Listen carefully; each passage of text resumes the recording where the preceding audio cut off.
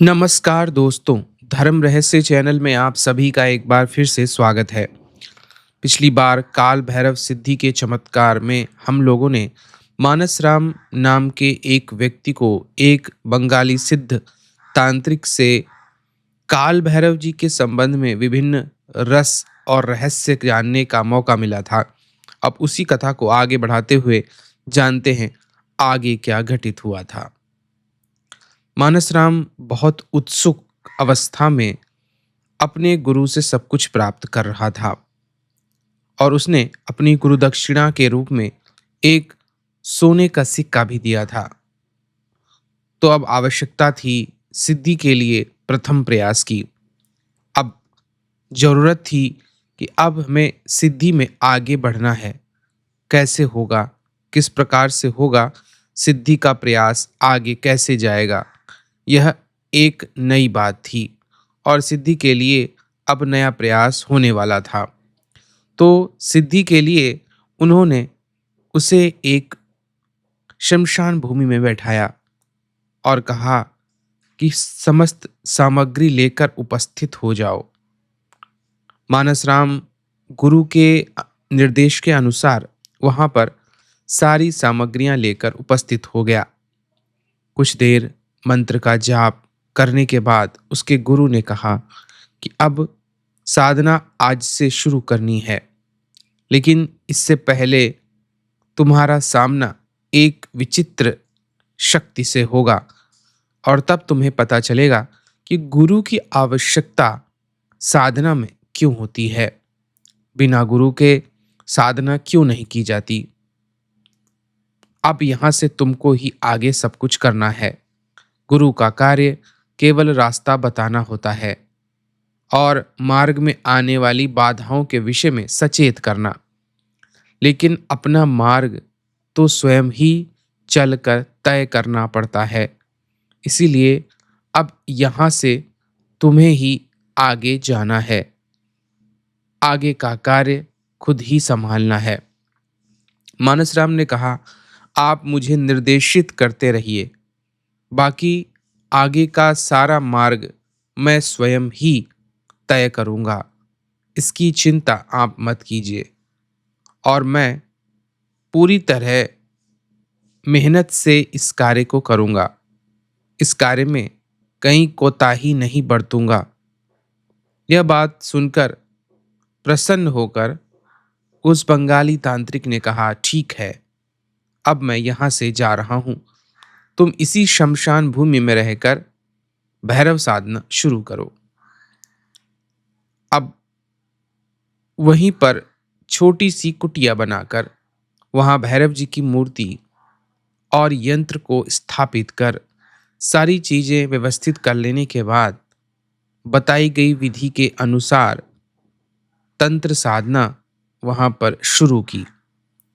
तंत्र साधना करते हुए रात्रि के समय तीसरा दिन ही था कि अचानक से चारों ओर गड़गड़ाहट की आवाज उसे आने लगी।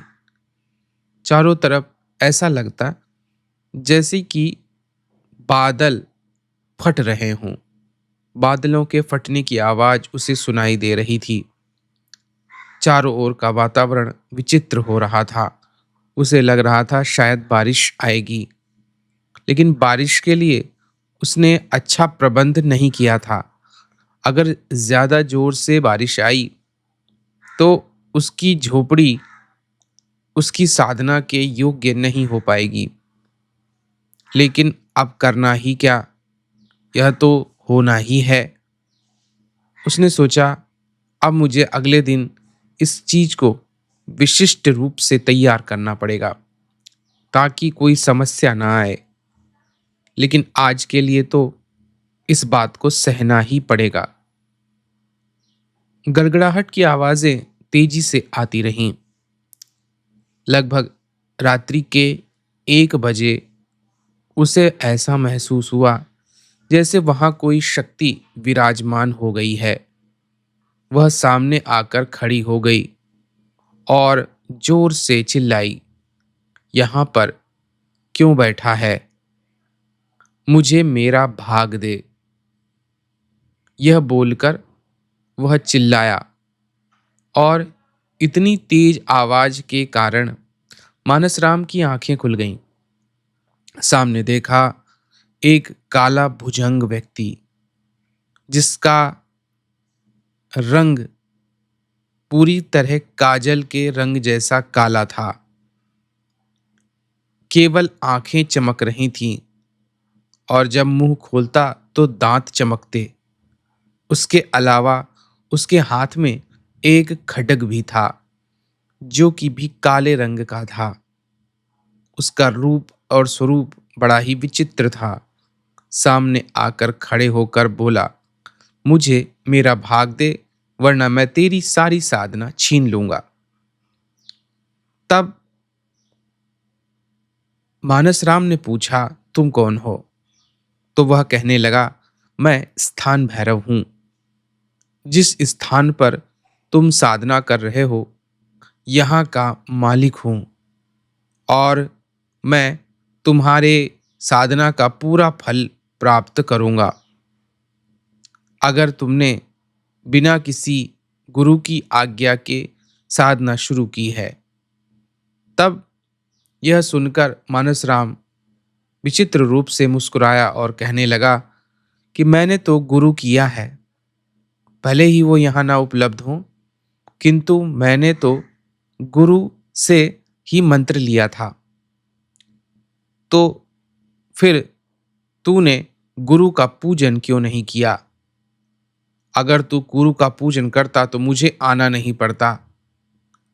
मुझे वरदान प्राप्त है, जो भी व्यक्ति बिना गुरु के किसी भी मंत्र की साधना करता है उस स्थान की सारी ऊर्जा और शक्ति को मैं ले सकता हूँ। उसके जाप के फल को, उसकी साधना को मैं हासिल कर सकता हूँ। तू यहाँ पर आया लेकिन तूने गुरु का पूजन नहीं किया, इसलिए गुरु पूजन कर और मुझे भी कुछ भाग दे ताकि मैं संतुष्ट होकर यहाँ से चला जाऊं। मानसराम को यह बात समझ में आ चुकी थी कि उससे थोड़ी गलती हुई है। भले ही गुरु ने गुरु पूजन की विधि न बताई हो, किंतु उसे तो गुरु पूजन करना ही चाहिए था। इसलिए उसने गुरु का मंत्र जाप, गुरु का नाम और स्मरण कर उन्हें याद करते हुए किया। साथ ही उस स्थान पर थोड़ा सा दूध गिरा दिया जो कि स्थान भैरव का भाग था। स्थान भैरव प्रसन्न हो गया और कहने लगा, तुझे कुछ करने की आवश्यकता नहीं थी, बस तुझे अपने गुरु को याद करना चाहिए था। लेकिन देख, अगर तू यह नहीं करता तो शायद मेरे दर्शन भी नहीं पाता। मैं सभी साधकों के उनकी ऊर्जा चुरा लेता हूँ, उनकी पूजा का फल ले लेता हूँ और उन्हें पता भी नहीं चलता है, क्योंकि मैं स्थान भैरव हूँ। मुझे यह अधिकार स्वयं ब्रह्मा जी से मिला हुआ है कि मैं किसी की भी ऊर्जा और साधना चुरा सकता हूँ। लेकिन मैं केवल गुरु मंत्र साधकों और गुरु मंत्र के माध्यम से साधना करने वालों की ऊर्जा नहीं चुरा सकता, क्योंकि वह मेरे लिए प्रतिबंधित है। अच्छा ठीक है, मैं यहाँ से जाता हूँ, तू अपनी साधना को जारी रख। यह कहते हुए स्थान भैरव वहां से गायब हो गया। बहुत प्रसन्नता से मानसराम को अच्छा लगा, क्योंकि उसने ऐसा सोचा नहीं था कि शक्तियां साक्षात रूप में दर्शन देंगी। मानसराम अपनी साधना में जुट गया। साधना का 7वां दिन था कि तभी उसे बाहर पायलों की झनकार सुनाई दी। ऐसा लगा जैसे कि कोई खूबसूरत स्त्री उसकी कुटी के चारों तरफ मंडरा रही है, इधर से उधर दौड़ रही है, जिससे उसका साधना में ध्यान भंग हो रहा है। लेकिन वह करता भी क्या? साधना के दौरान इस तरह का अनुभव होना कोई अप्रत्याशित नहीं था। साधना में तो इस तरह के अनुभव होते ही रहते हैं। इसलिए वह इस बात के लिए पूरी तरह तैयार था। अब आगे की बातों को समझते हुए वह इस बात की ओर न ध्यान देते हुए साधना करता रहा। और साधना के दौरान ही उसे अजीब अजीब से विचित्र ख्याल आने लगे। कभी उसे लगता कि एक खूबसूरत स्त्री आकर उसकी बाहों से लिपट रही है, कभी आकर वह उसे चूम रही है, और उसके मन में काम वासना के विभिन्न ख्याल बार बार आ रहे थे। ऐसा उसे मन में बार बार आता। उसका भी मन करता कि साधना छोड़कर वह किसी स्त्री से प्रेम करे, लेकिन बार बार अपने आप को वह सावधान कर रहा था कि अगर ऐसा सोचेगा तो और भी ज़्यादा साधना खंडित हो जाएगी। लेकिन वह अपने आप को किसी प्रकार रोक लेता है। साधना का वह दिन भी निकल जाता है। अगली रात्रि, 8वीं रात, जब वह साधना कर रहा था, अचानक से उसे लगता है कि उसकी कुटी के भीतर कोई स्त्री आ चुकी है, जिसकी खुशबू से पूरी कुटी महक रही है। उसकी खूबसूरती अतुलनीय है। वह आंखें खोल कर देखता है, सामने एक बहुत ही सुंदर स्त्री खड़ी थी, जो कहती है, क्यों इतनी मेहनत कर रहे हो? आओ हम दोनों जीवन का आनंद लें। मैं कब से एक सच्चे प्रेमी की तलाश में थी। चाहती थी कि कोई मुझे मिले जो मुझे समझे, मुझसे प्रेम करे। मैं कब से यहाँ भटक रही हूँ। आओ मेरी बाहों में आ जाओ। मानस राम ने कहा, तुम कौन हो और इस प्रकार यहाँ पर मेरे सामने क्यों आई हो? वह कहती है, मैं चेटिका हूँ और इस स्थान पर रहती हूँ। मुझे कई 100 वर्ष हो चुके हैं, बहुत समय बीत चुका है, लेकिन कोई सच्चा साधक या प्रेमी नहीं मिला। मैं कब से तड़प रही थी, अब जाकर तुम मुझे दिखे हो। तुम्हारे अंदर भक्ति की शक्ति है, वह ऊर्जा है जो मुझसे मिलकर मुझे मुक्त कर सकती है। आओ समागम करें, इससे मुझे शक्ति प्राप्त होगी और मैं मुक्त हो सकूंगी, तुम्हारे जीवन को भी आनंदित कर सकूंगी और मेरी भी मुक्ति संभव हो जाएगी। मानस राम ने कहा, यह मुक्ति का कौन सा तरीका है? मैं तो पहली बार ऐसा सुन रहा हूं। वह मुस्कुरा कर कहने लगी, हमारे पास तुम्हारी तरह साधना करने का समय नहीं है। हम एक ऐसी अवस्था और आयाम में रहते हैं जिसमें हम कुछ भी नहीं कर सकते। केवल और केवल इंतजार ही हमारे भाग्य में होता है।